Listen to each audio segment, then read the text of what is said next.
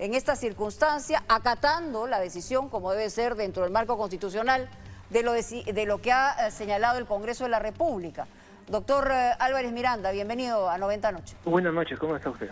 A ver, primero en términos jurídicos, es decir, en el marco constitucional, esta mañana decide la vacancia el Congreso y se convoca para mañana a las 5 de la tarde para la sesión solemne, a las 10 de la mañana, perdón. Ya cambió, de las 5 de la tarde a las 10 de la mañana, me acaban de señalar. En este momento, si el presidente Vizcarra sale de Palacio, ya ha asumido esta votación, ¿qué pasa en las siguientes horas? En la Constitución se establece claramente que ante la vacancia del presidente de la República, en una situación similar, no igual por supuesto, pero similar a la producida en la presidencia de Valentín Paniagua, quien asume la presidencia de la República es el presidente del Congreso. Lo de mañana es la formalización del mandato constitucional. O sea, desde este momento ya Manuel Merino es presidente de la República en el Perú. No puede haber otro más, no existe otra persona que Manuel Merino. Es automático, es decir, la sesión solemne es simplemente una oficialización de la decisión tomada. No puede tomar ninguna decisión, ciertamente, porque necesita la formalización, pero no hay vacío en el sentido de que ya existe una persona designada por la Constitución para asumir el poder. Obviamente, de manera interina. Ahora, por debajo de la Constitución, la ciencia política aconseja de que ante una virtual falta de legitimidad, obviamente, necesita ganarla obteniendo un gabinete ministerial de consenso, incorporando a todas las fuerzas políticas, a las principales fuerzas políticas, para que en forma responsable lo acompañen en esta gestión interina. Correcto. Y sigo en la línea de la pregunta. En las próximas horas puede ocurrir una circunstancia determinada en un país como el nuestro. Es decir, se va a oficializar mañana la presidencia de Manuel Merino. Si pasara cualquier cosa, ¿quién firma qué? Es decir, ¿sería el señor Merino antes de asumir la función formalmente? No, porque en este caso la forma se concatena con el aspecto material.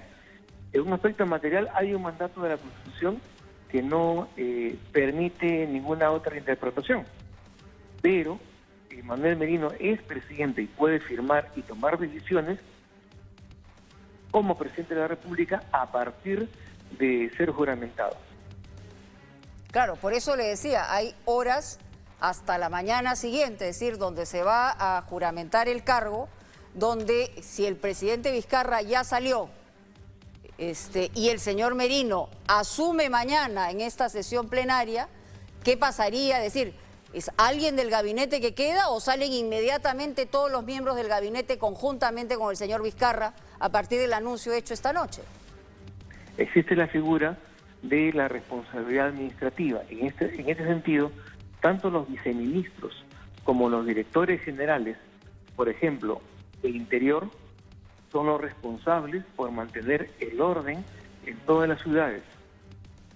Por eso es de que es necesario mantener la tranquilidad y la calma, porque por más que nos preocupe o que no nos guste la decisión tomada, es necesario, en especial la juventud rebelde, la juventud descontenta, no debe en este momento, que ya se ha tomado la decisión en Palacio de Gobierno de retirarse por mandato constitucional, no debe mantener esa protesta en las calles, porque podría ser no solamente peligrosa para la salud en plena pandemia, sino inclusive peligrosa para su propia vida, para su propia integridad. Mantengamos la calma, porque las elecciones de abril, como en toda democracia, siempre hay revancha y siempre hay la ocasión de volver a recomponer el mapa electoral y el mapa político en el país. Esa es la ventaja de vivir en una democracia y no en una dictadura. Bueno, usted ha señalado que evidentemente a partir ya de una decisión constitucional lo que tiene que hacer el señor Merino al asumir el cargo oficialmente es lograr una legitimidad en el cargo con un gabinete que sea representativo. Y la pregunta que quiero hacerle tiene que ver precisamente porque algunos han deslizado, otros lo han dicho expresamente, que incluso se pretendería postergar las elecciones ya convocadas. ¿Esto constitucionalmente es posible? No, no es posible. Cuando Valentín Paniagua tomó la presidencia interina, ya estaban las elecciones convocadas. Y él lo primero que hizo fue ratificar la fecha y la convocatoria a elecciones ya efectuadas. Eso es lo primero que tiene que hacer Merino mañana, después de juramentar. O sea, lo primero que tiene que hacer es decirle a la población, primero, calma, hay que ganar esa legitimidad y, por otro lado, que las elecciones se van a hacer de todas maneras el día convocado, que es en la primera vuelta el 11 de abril. Exactamente, y de la manera más transparente e imparcial, porque también puede haber gente que piense que porque el presidente interino, Merino, es de Acción Popular, va a haber cierta ventaja para ese partido en las elecciones. Y lo segundo que tiene que hacer ya el presidente es garantizar la imparcialidad, la completa imparcialidad y transparencia del proceso electoral para que el pueblo libremente determine qué partidos deben sobrevivir, qué partidos deben extinguirse. Bueno, garantizar la imparcialidad teniendo en cuenta que su partido, digamos, interviene también en estas elecciones. Allí va a tener que ser sumamente cuidadoso en lo que pueda señalar, hacer o determinar, ¿no? Políticamente. Y la representación del gabinete, se ha hablado también, se ha adelantado que sería de alguna manera una representación que esté vinculada a lo que hoy ha sido la decisión del Congreso, es decir, a los partidos dentro del Congreso. ¿Eso sería razonable decir que cada representación política dentro del Congreso tenga un ministerio? Yo creo que lo razonable es que el gabinete provisional represente las fuerzas que están en este momento en el Congreso, porque esa es la elección más reciente producida en el Perú, en primer lugar.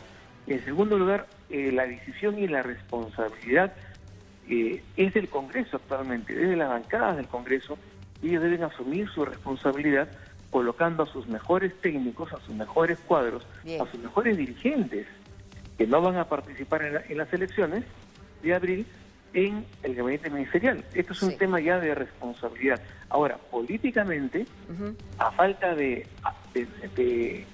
votos que lo respalden, votos populares, Merino tiene que respaldarse ante la mayoría del Parlamento.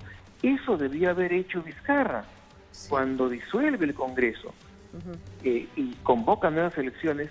Él debió haber presentado una lista parlamentaria aprovechando su 70% de aprobación, y en este momento estaría gobernando posiblemente con suma tranquilidad. Ahora, las últimas encuestas hablaban de 58% y en todo caso se está yendo un presidente vacado por el Congreso con un porcentaje por lo menos no conocido en los últimos presidentes constitucionales, y en este caso era un presidente que había reemplazado a otro presidente que había renunciado. Solamente para terminar, usted ha utilizado en varios momentos presidente interino, que es como se le debe denominar al señor Merino apenas asuma el cargo, y también gabinete provisional.